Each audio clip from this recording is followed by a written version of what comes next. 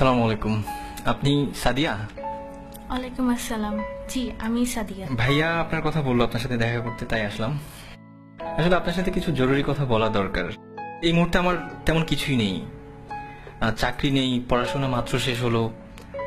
সুতরাং বুঝতেই পারছেন বিয়ের জন্য যে একটা মানসিক প্রস্তুতি, তার কোনোটাই আমার নেই।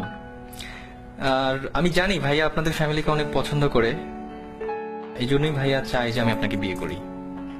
জি, আমিও তো তাই চাই। আসলে আমি আপনাকে কি বোঝাতে চাচ্ছিলাম আপনি হয়তো বুঝতে পারেননি।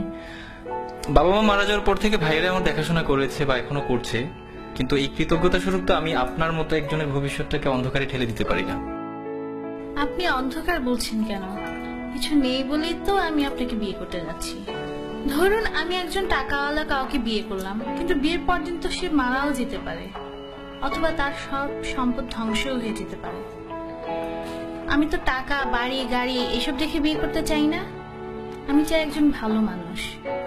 তাছাড়া আজকালকার ছেলেদের যে অবস্থা, তারা যেভাবে চলাফেরা করে, এদের মধ্যে তো ভালো ছেলে পাওয়াটা খুবই মুশকিল। আমি যতটুকু জেনেছি আপনি একজন বিশ্বাসী মানুষ এবং প্র্যাকটিসিং মুসলিম। কিন্তু একটা ব্যাপার কি দেখেন, জীবনে চলতে টাকাটা অনেক বেশি জরুরি। আত্মীয় স্বজন কিংবা বন্ধু বান্ধব যেখানেই যান না কেন, অর্থ ছাড়া আপনি কোনো দাম পাবেন না। আপনি কি মনে করেন যে এই ইটের জেলখানার ভিতরে সুখ আছে? সেখানে আছে মোহ, আছে লোভ, লালসা আর নষ্টামি। তারা সম্পদের পিছনে ছুটতে গিয়ে নিজেদেরকেই হারিয়ে ফেলে। স্বামী স্ত্রীর মাঝে কোনো ভালোবাসা নেই। বাবা সন্তানকে দেখতে পারে না, সন্তান বাবাকে দেখতে পারে না। আমি তো এমন চাই না। আমি চাই একটুকু জান্নাত, যার তুলনায় এই দুনিয়ার সমস্ত সম্পদ খুবই তুচ্ছ।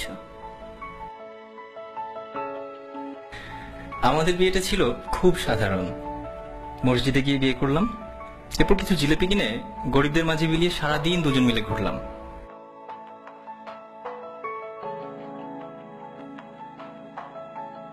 আপনি জানতে চাইতে পারেন কি ছিল আমাদের মাঝে?